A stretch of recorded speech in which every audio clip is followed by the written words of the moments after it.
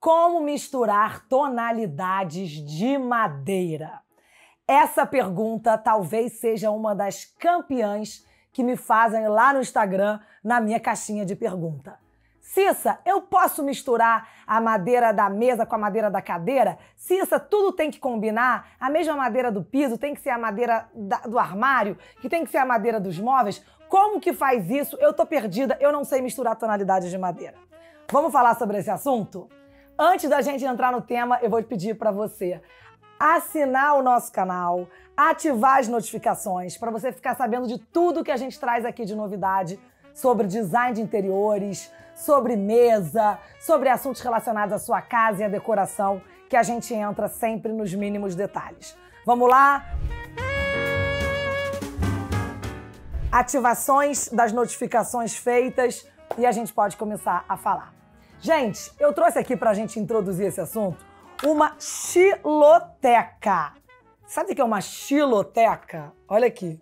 Xiloteca é uma biblioteca de madeira.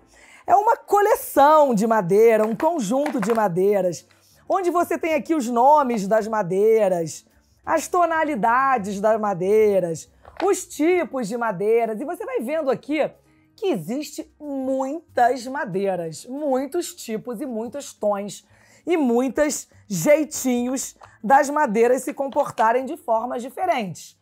Algumas são mais avermelhadas, outras são bem clarinhas, bem pálidas, outras mais com uma cor assim mais de charuto, cor de uísque, cor de caramelo. Olha, não falta diferente tipo e tonalidade de madeira. E olha só, essa daqui é uma xiloteca pequenininha. É uma mini xiloteca. Existem paredes e paredes, e estilos, e tonalidades, e formatos, e caras de madeiras completamente diferentes uma da outra. Então, gente, como que isso se comporta na prática, na hora de você decorar a sua casa? A gente, normalmente, parte assim sempre do primeiro critério. Se o piso for de madeira, e se você estiver diante de um piso de madeira, essa madeira do piso, ela meio que vai ser a avenida principal, ela vai te chamar a fazer outras escolhas. Você vai ter que observar para essa madeira, saber se ela é mais para clara, mais para escura, mais avermelhada, mais marrom, mais caramelo, mais mel. O tom dessa madeira, ela vai chamar para as próximas escolhas. Se o seu piso não é de madeira, aí você está muito mais livre, você vai poder partir de um outro caminho, mas num primeiro momento eu quero comentar para quem tem o piso de madeira. Como a gente faz para fazer esse equilíbrio? Normalmente a gente usa o contraste e o equilíbrio. O que acontece, gente? Se você colocar todos os móveis da mesma cor do piso, aquilo vai sumir, vai ficar muito pesado. Você não vai ter essa diferença de tonalidade que vai deixando a coisa harmônica. Então, quando você tem um projeto de interiores, normalmente você pode ter madeira no piso, madeira no mobiliário solto, que aí, digamos, uma mesa de jantar pode ser de um tom de madeira e as cadeiras que compõem a mesa de jantar ser de uma outra madeira.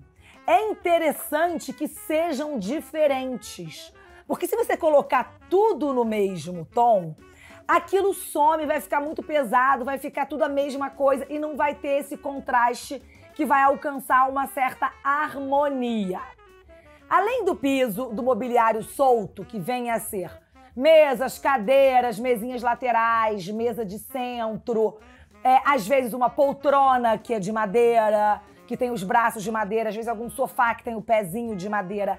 Além desse mobiliário solto, às vezes a gente tem também a marcenaria fixa, que é quando você tem um painel ou um aparador, algum móvel que está ali planejado para aquele ambiente. Então, quando a gente escolhe a marcenaria fixa, aí aqui é uma informação muito importante de projeto que eu quero passar para vocês. Na marcenaria fixa, que é aquela que você desenha para o projeto, faz com o marceneiro ou com alguma loja de planejado e manda instalar na casa toda, eu, particularmente, gosto de escolher sempre a mesma madeira, entendeu? Para marcenaria que é fixa, sempre a mesma madeira. Mas aí, na hora de escolher a madeira dos móveis soltos, das cadeiras e das mesas, aí é importante que seja uma madeira diferente da marcenaria, justamente para dar esse contraste que eu comentei. Então, digamos que você tenha no mesmo apartamento piso de madeira, marcenaria de madeira, sendo painéis ou armários ou aparadores, e mobiliário solto, mesa, cadeiras, poltronas, mesas de centro, mesinhas laterais. Você pode ter tudo isso de madeira, mas não quer dizer que você vai morar na casa da árvore. Eu juro, não vai ser a casa do Robinson Crusoe. Por quê? Qual é o pulo do gato? É justamente você ter tonalidades diferentes e usando também alguns critérios. Quais são esses critérios, Cissa? Vamos recapitular. A madeira do piso é sempre uma, a madeira da marcenaria fixa é outra e a madeira do mobiliário solto é outra. A gente tem várias fotografias que ficam mais fácil de visualizar essas imagens e esses contrastes. Mas aí tem o segundo passo, que é assim, aparentemente, misturar madeira não é uma coisa tão difícil assim, porque elas, por ser sempre o mesmo material, elas, num primeiro momento, se comportam bem misturadas e funcionam, porque madeira é madeira, né, gente? Desde que não fique tudo muito pesado, tudo do mesmo tom, a diferença de tonalidade já é, assim, um fator que já vai te ajudar. Mas eu queria dar um próximo passo para ajudar vocês a terem um olhar mais contemplativo, mais observador, que é você observar os tipos de madeiras, as diferenças entre elas. Algumas madeiras, elas têm muitos veios, ou então elas têm um nó, sabe? Tem o nó da madeira, o veio da madeira. Algumas madeiras, elas parecem ser quase listradas, porque elas são bem riscadas. Algumas são meio zebradas, ela parece até uma pele de zebra. Então, a gente observar essas madeiras que são um pouco mais dramáticas, mais desenhadas, em comparação com algumas madeiras que são mais lisinhas, mais calmas, é legal observar esses detalhes também na hora de fazer a combinação. Por quê? Você juntar uma madeira com muito veio, muito dramática, com outra madeira muito veio, muito dramática, é muita personalidade junta para duas madeiras. Você tem que, normalmente, colocar uma madeira mais calma como uma madeira mais riscada. Vou dar um exemplo de uma madeira prática. Pinho de riga, que é uma madeira super tradicional, linda, mas todo mundo bate o olho no pinho de riga e consegue identificar, porque ela é muito marcada.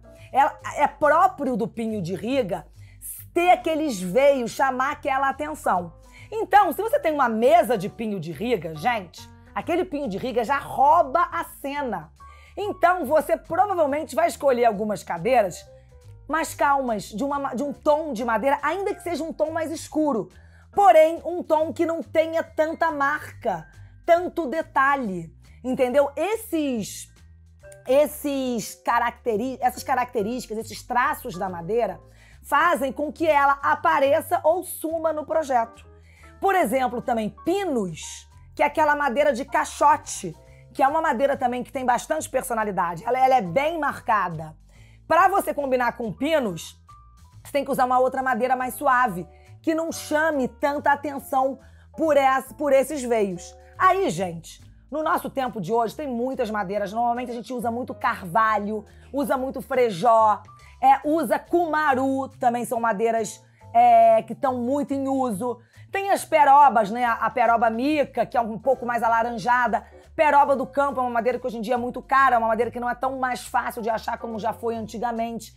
Tem uma coisa meio de marcar uma época. Tem épocas que tem algumas madeiras que chamam mais atenção. Aí tem madeiras antigas, você chega até no pau-brasil, que já não tem mais, mas que é uma madeira tradicional da nossa cultura, aqueles móveis muito antigos, da época da colonização, aqueles móveis de pau-brasil. Você tem o pau-ferro também, que é uma madeira também contemporânea, que tem muito hoje, que é uma madeira bem escura, que é lindo o pau-ferro.